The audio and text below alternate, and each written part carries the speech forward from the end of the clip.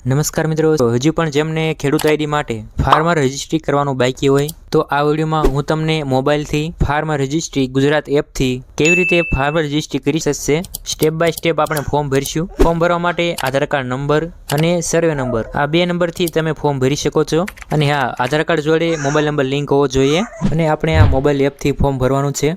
બે application install કરવાની છે। કઈ કઈ એપ છે એ જાણતા પહેલા મારી એક વિનંતી છે કે તમે વિડીયોને લાઇક કરજો અને ચેનલ પર નવા હોય તો ચેનલને સબસ્ક્રાઇબ કરજો। તો મિત્રો, સૌથી પહેલાં તો તમારે પ્લે સ્ટોર એપ ખોલવાની છે અને જેમાં સર્ચ ટેબમાં જઈ સર્ચ કરવાનું એગ્રીસ્ટેક ગુજરાત અથવા ફાર્મર રજિસ્ટ્રી ગુજરાત। તો જેમાં સર્ચ રિઝલ્ટમાં તમને ફાર્મર રજિસ્ટ્રી ગુજરાત એ એપ્લિકેશન દેખાતી હોય છે। મિત્રો, એપ્લિકેશનનું નામ બરાબર વાંચજો। તો આપણે આપણા ગુજરાતની એપ્લિકેશન પર ક્લિક કરવાનું છે। તો એપને ઇન્સ્ટોલ કરી લેવાની છે। બીજી એપ્લિકેશન છે હસ્તાક્ષર। હસ્તાક્ષર સર્ચ કરશો એટલે આ પ્રકારની એપ આવી જશે। તો આને પણ ઇન્સ્ટોલ કરી લેવાની છે। ઇન્સ્ટોલ થયા બાદ ઓપન કરવાની છે। તો એપ ખોલશો એટલે આ પ્રકારનું પેજ જોવા મળશે, જેમાં તમને ઉપર બે ઓપ્શન જોવા મળશે, સાઇન ઇન અને સાઇન અપ। આપણે આ એપ્લિકેશનમાં નવું ખાતું બનાવવાનું છે, તો એના માટે આપણે સાઇન અપ કરશું। તો બાજુમાં સાઇન અપ બટન પર ક્લિક કરવાનું છે। ત્યારબાદ આધાર KYC નો ઓપ્શન આવશે, જેમાં પણ તમને બે ઓપ્શન જોવા મળશે, ઓટીપી દ્વારા અને ફેસ દ્વારા। તો આપણે એમાં ઓટીપી સિલેક્ટ કરીશું અને નીચે આધાર કાર્ડ નંબર નાખશું। તો આધાર કાર્ડ નંબર નાખ્યા બાદ સબમિટ બટન પર ક્લિક કરવાનું છે। ત્યારબાદ આધાર કાર્ડ સાથે જે પણ મોબાઈલ નંબર લિંક હોય એમાં ઓટીપી ગયો હશે એ ઓટીપી નાખવાનો છે। 6 આંકડાનો ઓટીપી છે એ નાખવાનો છે। ઓટીપી નાખ્યા બાદ વેરીફાઈ બટન પર ક્લિક કરવાનું છે। જો ઓટીપી બરાબર છે તો વેરીફાઈ થઈ જશે અને આવું લીલા અક્ષરમાં લખીને આવી જશે વેરીફાઈડ ઓકે। અને નીચે ખેડૂતની બધી વિગતો હોય છે આધાર કાર્ડ પ્રમાણે, નામ, જન્મ તારીખ, ઉંમર, સરનામું હોય છે। તો આ પેજમાં તમારે કંઈ નથી કરવાનું, નેક્સ્ટ બટન પર ક્લિક કરવાનું છે। ત્યાર પછી આમાં તમારે મોબાઈલ નંબર નાખવાનો છે। મોબાઈલ નંબર નાખીને વેરીફાઈ બટન પર ક્લિક કરવાનું છે। ત્યારબાદ એ નંબર ઉપર ઓટીપી જાય છે એ ઓટીપી નાખવાનો છે અને વેરીફાઈ બટન પર ક્લિક કરવાનું છે। નંબર વેરીફાઈ થઈ ગયા બાદ નેક્સ્ટ બટન પર ક્લિક કરવાનું છે। ત્યાર પછી એક પાસવર્ડ બનાવવાનું પેજ આવી જશે, જેમાં તમારે એક પાસવર્ડ બનાવવાનો છે। પાસવર્ડ તમારે ઓછામાં ઓછો 8 આંકડાનો બનાવવાનો છે અને પાસવર્ડ એવો બનાવવાનો કે જેમાં number, alphabet, special character, small alphabet આ બધા કેરેક્ટર આ પાસવર્ડમાં આવવા જોઈએ। તમે વિડીયો સ્ક્રીન ઉપર જોઈ શકો છો, આ રીતના પાસવર્ડ બનાવવાનો છે। તો બંનેમાં એક સરખો પાસવર્ડ નાખી નેક્સ્ટ બટન પર ક્લિક કરવાનું છે। ત્યાર પછી આવો એક મેસેજ આવશે, your account has been create successfully, એટલે કે તમારું આ એપમાં રજિસ્ટ્રેશન થઈ ગયું છે। તો આમાં તમારે ઓકે બટન પર ક્લિક કરવાનું છે। ત્યાર પછી ફરી પાછા આપણે લોગિન પેજ ઉપર આવી જઈશું। તો હવે આપણી પાસે યુઝર આઈડી અને પાસવર્ડ આવી ગયો છે। તો હવે આપણે સાઇન ઇન કરી શકશું। તો યુઝરનેમમાં મોબાઈલ નંબર નાખવાનો છે જે આપણે રજિસ્ટ્રેશન કરતી વખતે નાખ્યો હતો એ મોબાઈલ નંબર। ત્યારબાદ પાસવર્ડ બનાવ્યો તો એ પાસવર્ડ નાખવાનો છે। ત્યારબાદ નીચે કેપ્ચા કોડ ભરવાનો છે અને સાઇન ઇન બટન પર ક્લિક કરવાનું છે। ત્યારબાદ આવો એક પેજ આવી જશે, જેમાં તમારે રજિસ્ટર એઝ ફાર્મર તે બટન પર ક્લિક કરવાનું છે। ત્યાર પછી આવો એક પોપઅપ આવશે, જેમાં તમારે નો બટન પર ક્લિક કરવાનું છે। ત્યારબાદ આ પેજમાં તમારે નેક્સ્ટ બટન પર ક્લિક કરવાનું છે। ત્યાર પછી ખેડૂતની અમુક પર્સનલ વિગતો આવી જશે અને અમુક વિગતો જાતે સિલેક્ટ કરવી પડશે, જેમ કે કાસ્ટ કેટેગરી એટલે કે ખેડૂતની જાતિ સિલેક્ટ કરવાની। તો અહીંથી તમારે ખેડૂત જે પણ જાતિમાંથી આવતો હોય એ જાતિ સિલેક્ટ કરવાની। તો જાતિ સિલેક્ટ કર્યા બાદ આઈડેન્ટિફાયર ટાઈપ સિલેક્ટ કરવાનું કે 7/12 8 ખેડૂત ખાતેદારના નામ પાછળ કોનું નામ છે એ જોઈ લેવાનું છે।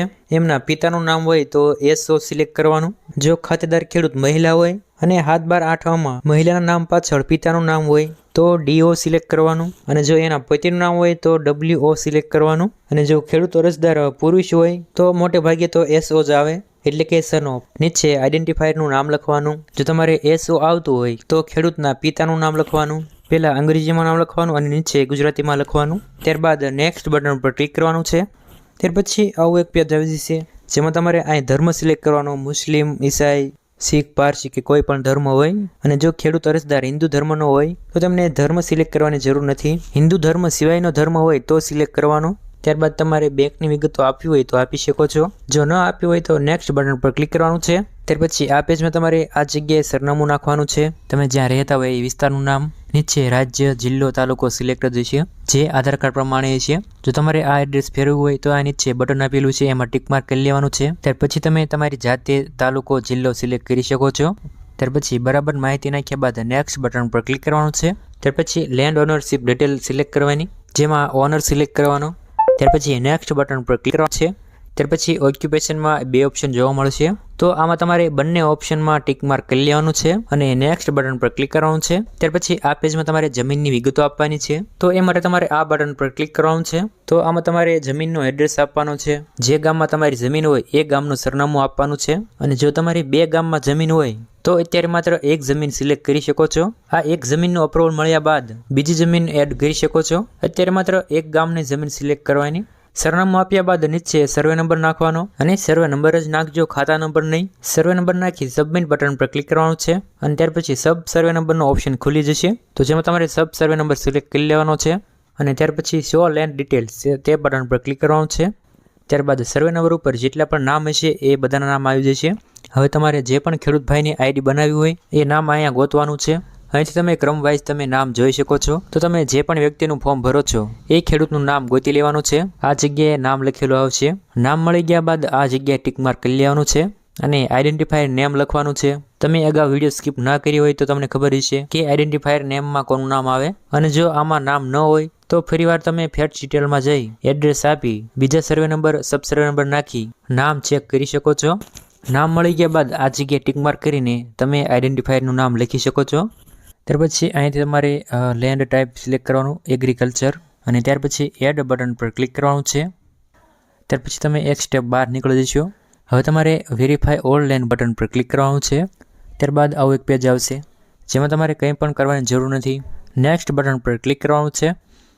ત્યાર પછી અપોઇન્ટમેન્ટ ડિપાર્ટમેન્ટનું ઓપ્શન આવી જશે જેમાં તમને 2 ઓપ્શન જોવા મળે છે, એગ્રીકલ્ચર અને રેવન્યુ. તો એમાં તમારે રેવન્યુ ઓપ્શન સિલેક્ટ કરવાનો અને નીચેના બંને ઓપ્શન સિલેક્ટ કરવાના છે. તો અહીંયા ટિક માર્ક કરશો એટલે આવું એક સૂચનાનું પેજ આવી જશે. તો આ સંમતિપત્ર એકવાર વાંચી લેવાનું છે અને બંને બોક્સમાં તમારે ટિક માર્ક કરી લેવાનું છે અને પ્રોસેસ ઈ સાઇન બટન પર ક્લિક કરવાનું છે. અને ત્યાર પછી તમને આ 2 ઓપ્શન જોવા મળશે અને જેમાં તમારે લીલા કલરના બટન પર ક્લિક કરવાનું છે. હવે મિત્રો આ જગ્યાએ ઘણા લોકોને એરર આવે છે. એરર પણ નહીં થવાથી કંઈ આગળની પ્રોસેસ થતી પણ નથી. તો એ શા માટે થાય કે મેં અગાઉ વિડીયોમાં કીધું જે બીજા નંબરની એપ્લિકેશન છે એ હસ્તાક્ષર એ એપ્લિકેશન ઇન્સ્ટોલ ન કરી હોય ત્યારે આ પ્રોબ્લેમ થાય છે કે આગળની પ્રોસેસ નથી થતી. જો એ એપ ઇન્સ્ટોલ હશે તો કંઈ પ્રોબ્લેમ નહીં આવે. તો ઈ સાઇન વાળા બટન પર ક્લિક કરશો એટલે આ પ્રકારનું પેજ આવશે. તો આમાં તમારે આધાર કાર્ડ નંબર સિલેક્ટ કરીને રાખવાનો છે અને આ જગ્યાએ આધાર કાર્ડનો નંબર નાખવાનો છે અને નીચે આધાર ઓટીપી એ સિલેક્ટ રાખવાનો છે અને ત્યાર પછી ગેટ ઓટીપી તે બટન પર ક્લિક કરવાનું છે. ત્યારબાદ એ આધાર કાર્ડમાં જે પણ મોબાઈલ નંબર લિંક હશે એમાં ઓટીપી ગયો હશે એ ઓટીપી નાખવાનો છે અને આ ટિક માર્ક કરી લેવાનું છે અને ત્યારબાદ સબમિટ બટન પર ક્લિક કરવાનું છે. તો મિત્રો ત્યારબાદ તમારું ફાર્મર આઈડી માટેનું ફોર્મ ભરાઈ જશે અને તમને એક ફાર્મર એન્રોલમેન્ટ આઈડી નંબર આપવામાં આવશે. આ પ્રકારનો એક નંબર આપવામાં આવશે. તમારે મોબાઈલમાં મેસેજ પણ આવી ગયો